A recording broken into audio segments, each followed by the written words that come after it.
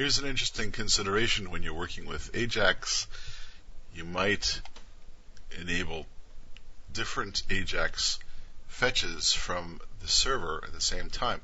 For example, here's a web page called double.html and it has two buttons, and you click the display message button and you get this text was fetched using Ajax.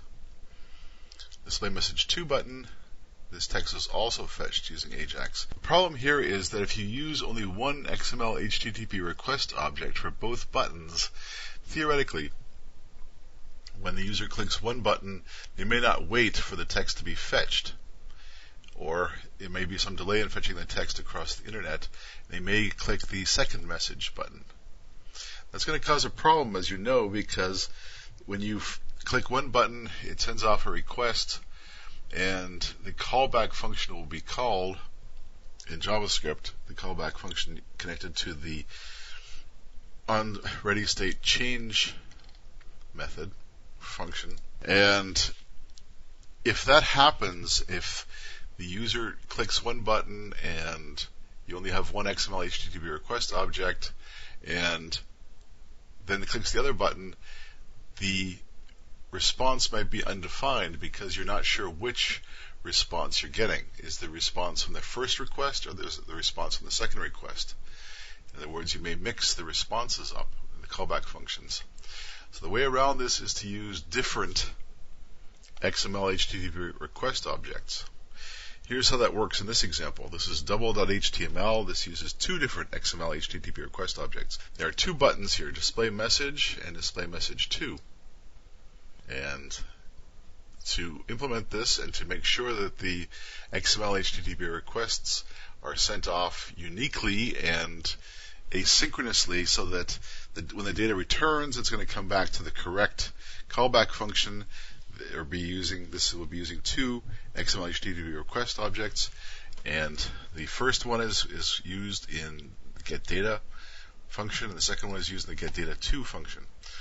So this is going to get the text in data.text. The display message function is going to get the data in just in data.text, and that is this. This text was fetched using Ajax, and the getData2 method is going to download the data in data2.text, which looks like this. This text was also fetched using Ajax.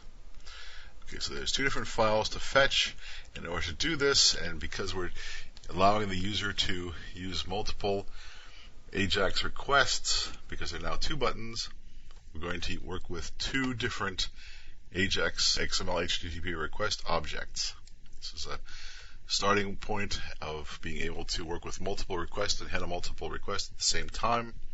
You may, of course, have more than two buttons, and we're going to take a look at that in the next segment, the next movie. In this case, there will be two XML HTTP request objects, as you see here. There's the first one, there's the second one, and we just create them like this, as you might expect. So now you have two XML HTTP request objects available for work. That is XML HTTP request object and XML HTTP request object 2.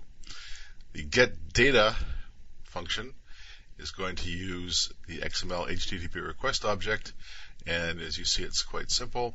It just uses the request object's response text property and displays that in the target div. And the getData2 function is going to use XML HTTP request object 2 and just uses that object's response text to display its results in the inner HTML of the div object, as you see. So that's one way of handling multiple Ajax requests. The point here is that when you have the possibility of multiple Ajax requests, you have to keep them separate, because if the first one completes after the second one has already been issued, you're not sure necessarily which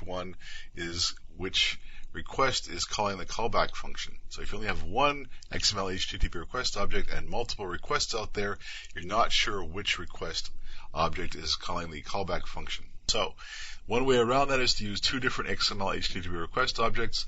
That's a possible solution. However, it's not a complete solution, because what if you had 40 different buttons? you'd have to have 40 different XML HTTP request objects.